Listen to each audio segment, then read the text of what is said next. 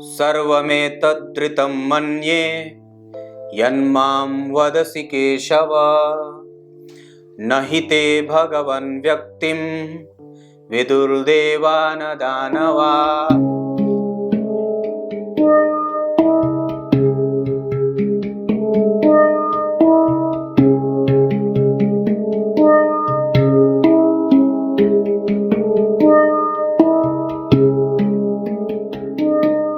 सुबह 10 बजे से लेकर 11 बजे के बीच में उपस्थित हूं आप सबके सामने। आज आप लोगों के सामने दो ऐसे मंत्रों के साथ उपस्थित हूं जिनके जप कर लेने से लक्ष्मी और यश, दुश्मन, किसी भी प्रकार का जो कष्ट है, शारीरिक, मानसिक, आर्थिक, किसी भी प्रकार के कष्टों से निवारण और छुटकारा मिलने के संकेत मिलते हैं।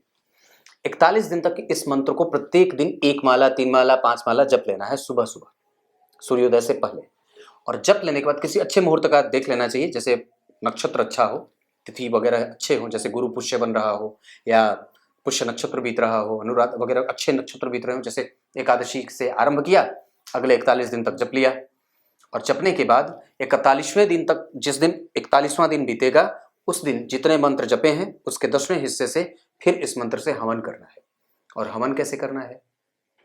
हवन करना है, भात बना लेना है, भात चावल, और उसमें गाय का घी डाल देना है और उसके लड्डू बना लेने हैं, छोटे छोटे छोटे छोटे। जितनी संख्या मंत्रों की होगी, जितने आपने जपे हैं 41 दिन तक, और जितनी संख्या बनी उसका 10वां हिस्सा जितना बना, 10वां हिस्सा जितना बना उस उतने ही संख्या में आपको भात का लड्डू बनाना है, चावल का, घी के साथ पका हुआ चावल बना लिया, उतने लड्डू बना लिए और उसी की आहुति देनी है।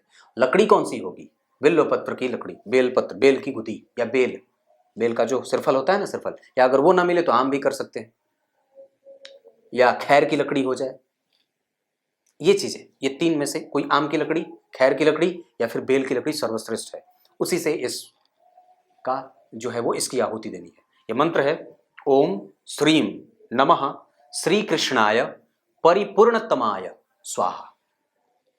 इससे भगवान कृष्ण की भक्ति भी प्राप्त होती है। ओम ह्रीम श्रीम क्लीम कलिकायै स्वाहा। इससे दुश्मनों का नाश भी होता है। पर इन दोनों मंत्रों से लक्ष्मी की प्राप्ति भी होती है।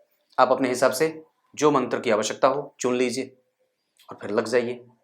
अब आइए गीता जी के बोले गए श्लोक के अर्थ बता देता हूँ। गीता जी के 10वें अध्याय के 14वें श्लोक में अर्जुन ने बात कही है, भगवान ने नहीं, अर्जुन ने बात कही है। हे माधव, मैं आप जो भी बातें आप मुझे बता रहे हो वो मैं सब सत्य मानता हूं, क्योंकि आपके प्रकट होने के बारे में ना तो कोई देवता जानते हैं और ना कोई दानव जानते हैं। आप कब कहां से निकल जाएंगे कोई नहीं जानता।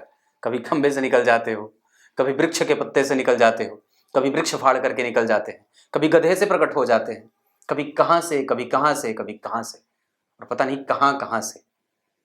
कभी विचार बन के, कभी क्रोध बन के, कभी पाप बन के, कभी पुण्य बन के, कभी प्यास बन के, कभी निद्रा, कभी क्षमा, कभी दया, कभी द्वेष, कभी ईर्ष्या, कभी भाव, कभी अभाव, कभी प्रभाव, कभी स्वभाव, कभी दुख, कभी दरिद्र, कभी सुख, कभी संताप, सब सब सब सब सब। कुछ इसी तरीके से आज के कार्यक्रम का समापन करते हैं। तब तक के लिए इजाजत दीजिए। कल एक बार फिर से उपस्थित होंगे आप सबके सामने। तब तक के लिए शाम का कार्यक्रम जरूर देख लीजिएगा, बड़ा अच्छा लगेगा। तब तक के लिए बहुत बहुत नमस्कार।